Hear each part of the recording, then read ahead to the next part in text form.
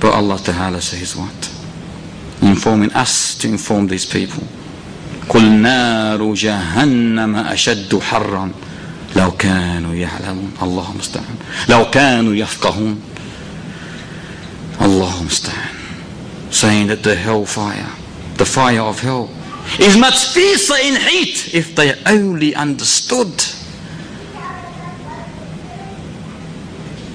Another arrow of Satan is the ignorance of the consequences of the reckless look, and how easily it can affect you and indulge you into zina and indulge you in the evil act of masturbation.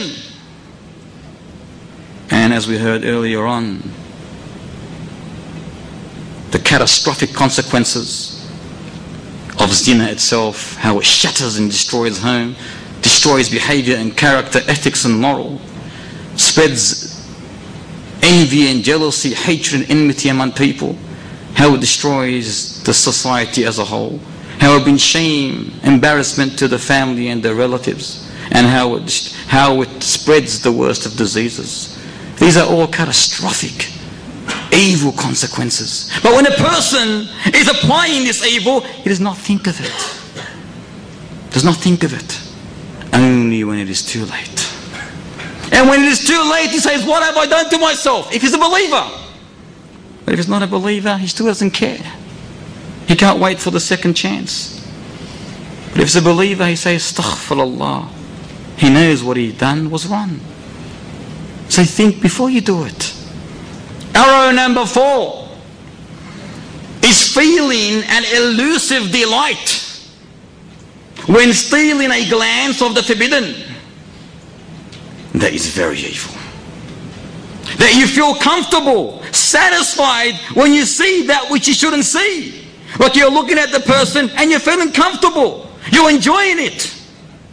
You're enjoying looking at nudity, nakedness. That is evil. And wallahi, this is no other than the effect of heedlessness and the lack of reverence to Allah Ta'ala in a person's heart. For indeed, if this person had real glorification, real love for Allah Ta'ala, he would never ever feel in this way. Instead, a person, if he commits haram, like the forbidden gaze, he will feel bad. He will feel resentful, remorse.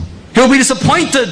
He will be angry. He will do anything immediately to rectify that problem, that sin, by committing a good deed so it can erase the evil deed. This is a believer.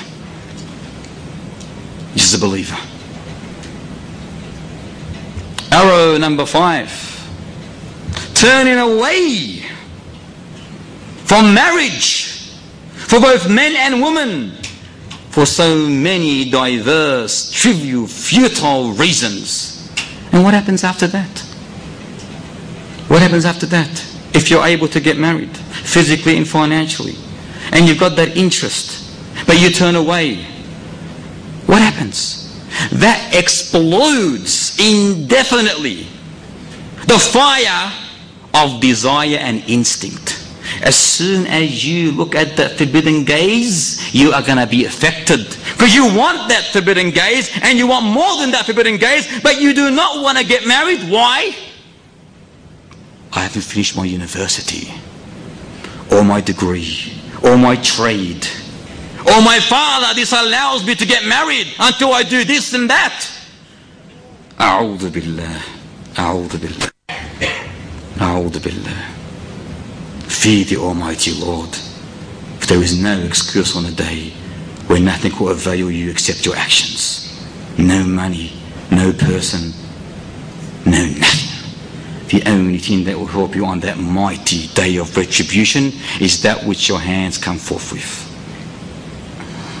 Arrow number 6 is relying on Allah's mercy and forgiveness. And this is commonly known among the majority of Muslims. They commit the evil, Allahu Ghafurur Rahim. They commit the evil, Allahu Ghafurur Rahim, they say. Allah is all forgiving. Allah is most merciful, most gracious. He will allow us to do this, but He will forgive us for it. This is their argument. He has allowed us, and thus He will forgive us. He is the all-merciful. He is the all-forgiving. He accepts repentance. But they never say, وَهُوَ شَدِيدُ الْعِقَابِ, and He is severe in punishment. Error number 7. Repetitive or constant contact with women in various parts of life, especially at work. Especially at work. Naturally,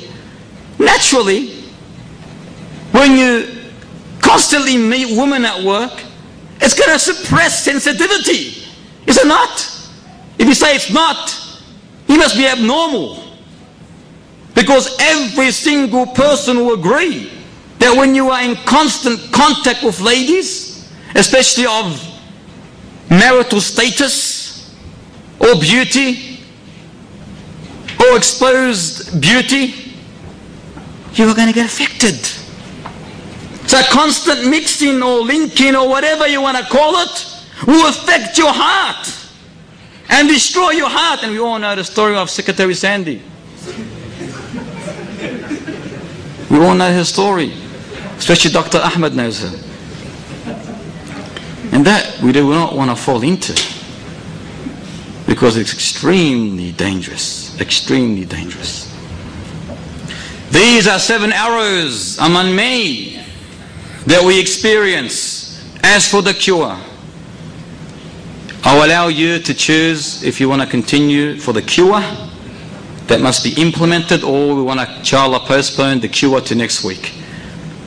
And the cure will take about 15 to 20 minutes. Next week, inshallah, because this this series of the forbidden gaze will go for approximately 4 lessons. And among the lessons of this series is, inshallah ta'ala, the intermingling with the other sex and what is allowed. Likewise, will lead up to polygyny. That will be the last lesson of the series. And next week, inshallah, we will continue with the cure for the forbidden gaze. We ask the Almighty Lord to purify our hearts from hypocrisy, our chests from rancor, our eyes from betrayal, our tongues from lying. We ask the Almighty to shield our eyes from the hellfire, to guard our vision, and to enlighten our hearts with the light of Iman, our eyes with the light of the Quran, and our insight with the light of guidance. Allahumma ameen, Allahumma ameen, Allahumma ameen.